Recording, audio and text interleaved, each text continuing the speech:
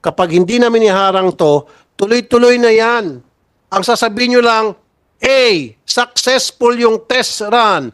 B, tumaas yung revenue ng e-lotto. C, tuloy-tuloy na tayo. Ikaw naman, attorney, ma'am. I don't have anything against you, pero niloloko yung taong bayan. Rest Hindi, ma'am, assured, no, in behalf of the taong bayan, hindi nyo kami pwedeng gaguhin dito. Promise. Do we look stupid? Look at me, eye to eye. Do I look stupid? no, sir. Do I look like a moron to you? No, sir. Kaya nga, ulitin ko, A, sabihin nyo, successful test run. B, sasabihin nyo, tumaas ang revenue for several hundreds of millions or billions. And C, tuloy na natin. Yun lang yun eh. Palagi mo sinasabing test run, test run, test run, test run. Parang yung ginagawa kaming bugok.